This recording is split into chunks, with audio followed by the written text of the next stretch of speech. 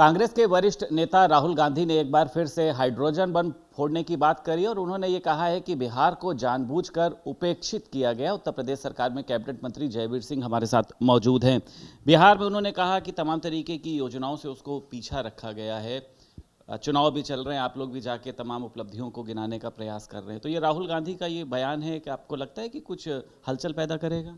देखिए, हलचल उस आदमी की होती है जिस आदमी के बयान में, कृतित्व में, व्यक्तित्व में और बयानों में कुछ गंभीरता दिखाई पड़े, प्रामाणिकता दिखाई पड़े, तो जनता स्वयं ही उन बयानों की विश्वसनीयता मानते हुए गंभीरता से लेती है। लेकिन राहुल जी के बयान लगातार बेसलेस, एकदम तथ्यहीन, आम जनता जान गई है कि ये तो कुछ भी अपने कहते रहते हैं।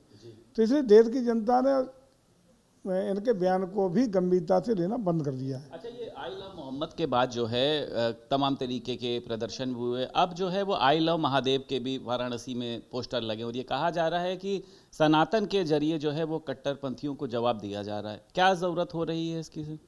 कहीं किसी की जरूरत होनी भी नहीं चाहिए। गांव में एक कहावत होती है, कौआ कान ले गया। कहा यह गया कि आई लव मोहम्मद के खिलाफ एफआई दर्ज हुई, उसमें मुकदमा पंजीकृत हुआ, लोगों के खिलाफ कार्रवाई की जा रही है। जबकि पुलिस ने स्पष्ट तौर पे ये मनाही कर दी है कि कोई भी इस तरह के बैनर को लेकर के मुकदमा पंजीकृत नहीं हुआ है। बात ही खत्म हो गई। लेकिन जबरदस्ती तथ्यहीन बेबुनियाद बातों के आधार पर इस तरह का प्लान्ड वे में प्रचार, देश में नहीं पाकिस्तान तक, ये सब कहीं ना कहीं गहरी साजिश का ही नतीजा प्रतीत होता है। ठीक है, एनडीए के मंत्री जो हैं वो समाज के सबसे बड़े दुश्मन हैं और बीजेपी जो है वो आरक्षण चोर है, ये तेजस्वी यादव इस बात को कह रहे हैं। देखिए, तेजस्वी को और राहुल जी को इस समय बिहार में केवल सत्ता की कुर्सी दिखाई पड़ रही है।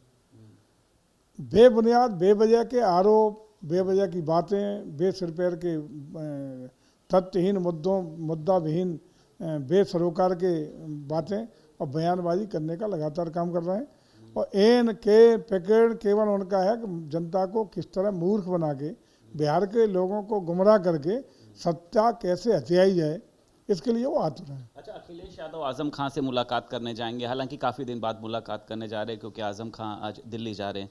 उन्होंने ये कहा कि अखिलेश यादव को मैं उतना ही प्रेम करता हूं क्योंकि वो मुलायम सिंह के बेटे हैं। मुलायम सिंह नेताजी को भी मैं बहुत मानता था।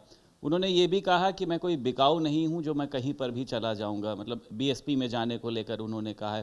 तो आपको लगता है कि सपा के साथ मोहम्मद आजम खां मजबूती से खड़े हैं या दोनों के बीच में दूरी है? देखिए, मुझे लगता है कि जबरदस्त दूरी है नहीं है, आजम खान साहब का क्या कद कांटी है, ये लगातार कर करके आप ही लोग तो ऊपर नीचे कर रहे हो ग्राफ, सब आप ही लोगों से। अरे काहे को इस बात को तूल दे रहे हो? आजम खान साहब आ गए, जमात हो गई है, घर पे हैं, अब काहे को जोर जबरदस्ती आप पीछे पड़ के रह गए? सपा मजबूत नहीं होगी या इनके जाने से कोई फर्क नहीं पड़ेगा? हर व्यक्ति का अपना प्रभाव होता है, अपना व्यक्तित्व होता है। जो भी राजनीति में हर एक का अपना अपना कार्य क्षेत्र, हर एक का प्रभाव क्षेत्र, हर एक की अपनी हैसियत है, उसमें किसी को नहीं नकारा जा सकता।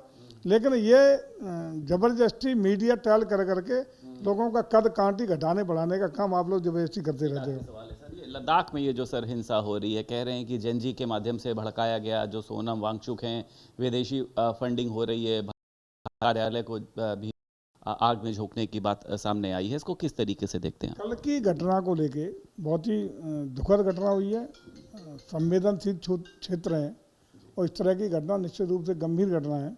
उसको लेके कल ही जांच के आदेश दे दिए गए हैं। पूरे तथ्यों की जांच आएगी, किन कारणों से हुई, कौन लोग इन्वॉल्व थे, क्या षड्यंत्र था, उसकी रिपोर्ट के आधार पर आगे की कार्रवाई और व्यवस्था सुनिश्चित की जाएगी। शुक्रिया बात करने के लिए। उत्तर प्रदेश सरकार में कैबिनेट मंत्री जयवीर सिंह हमारे साथ मौजूद थे। लखनऊ से वीडियो जर्नलिस्ट मेहंदी हसन के साथ संदीप खेर, भारत समाचार।